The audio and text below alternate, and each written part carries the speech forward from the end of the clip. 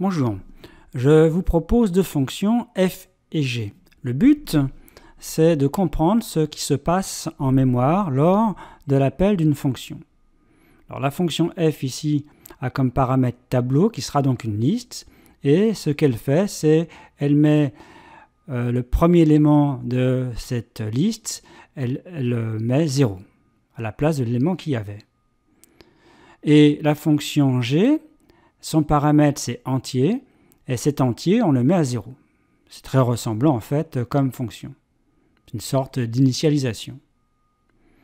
Donc on va utiliser cette fonction f puis cette fonction g avec deux variables, une que j'appelle tab, qui est une liste, et l'autre qui est un entier, x, qui est 8. Donc j'applique f à tab, en fait ici à la ligne 7, c'est l'appel de la fonction f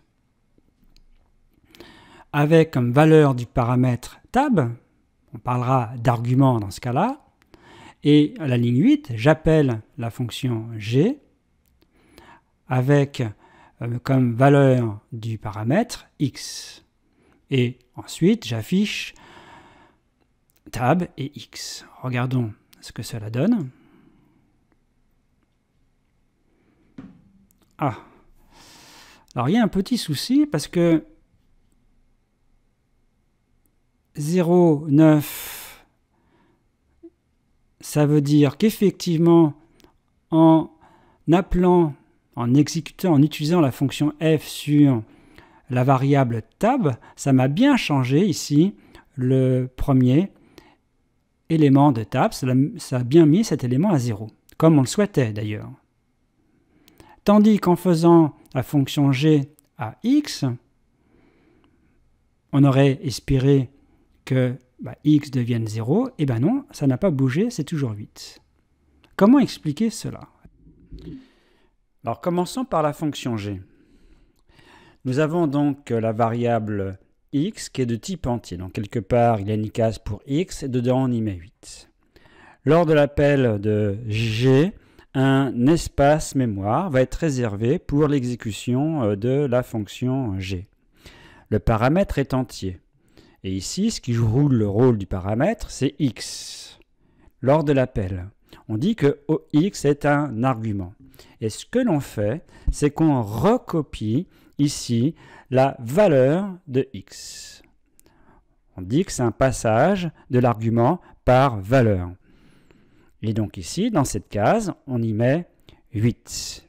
On continue donc le programme. Que fait-on dans la fonction g? On remplace la valeur 8 par 0. À la fin des instructions de la fonction g, tout cet espace mémoire est libéré. Que reste-t-il dans la mémoire? Il reste ici x, et on lit la valeur de x, c'est 8. Donc x n'a pas changé. Donc la fonction g, en l'appelant sur x, ça n'a pas changé la valeur de x. Donc on peut le comprendre. On va passer maintenant à la fonction f. Dans le cas de la fonction f, donc on a au départ une variable qui est une liste que j'appelle tab. Les éléments de cette liste se trouvent ici. Alors je vous rappelle que la valeur dans la case tab, c'est une adresse. C'est l'adresse à laquelle on met les éléments de cette liste. C'est l'adresse. Bon. Donc quand on appelle la fonction f, il y a un espace qui va être alloué, utilisé pour l'exécution des instructions qui sont dans la fonction f. Donc il y a ici le paramètre, c'était tableau. Ici, on remplace tableau par tab. Le tab est l'argument et il y a transmission de l'argument par valeur. C'est-à-dire qu'on recopie ici la valeur de tab. Recopie. Autrement dit, ici, on met cette valeur-là qui est donc une adresse. Ensuite, que fait-on? Donc cette adresse, ça pointe au même endroit. Je vous rappelle, l'adresse, cette adresse-là, c'est celle-ci, dans la mémoire.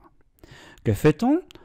Deuxième instruction, on change le premier élément de tableau et on y met la valeur 0.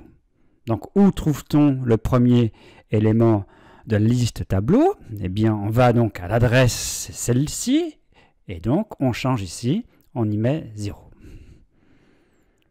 Ensuite, ça termine la fonction f. Cet espace est donc libéré. Et on regarde ce qu'il reste. On veut afficher le tableau tab. Eh bien, le tableau table, pour afficher les éléments de ce tableau, ici, il y a l'adresse où se trouvent ces éléments, c'est ici, et on lit donc les éléments de table. Et effectivement, là, c'est 0 à la place de 2. Le premier élément a bien changé. Donc dans ce cas-là, oui, ça explique pourquoi le premier élément de la liste tab change. Pour résumer, il faut faire attention à l'utilisation de fonctions dont les paramètres sont des types structurés. Parce que quand vous l'utilisez sur une variable donc qui va être un argument et que la fonction change un des éléments du paramètre qui est de type structuré, ça va aussi changer les éléments de cette variable. Et ça, il faut le savoir. Donc parfois, c'est voulu. On a une variable au départ, et on sait qu'en appelant la fonction, ça va changer les éléments de cette variable. Bon, c'est ce qu'on veut, très bien. Et c'est effectivement ce que ça fait. Si on ne veut pas changer ce qui constitue un élément qui constitue cette variable, il est préférable de faire une copie de cette variable et d'appeler la fonction en question sur cette copie. Comme ça ne changera pas la variable au départ, ça changera la copie.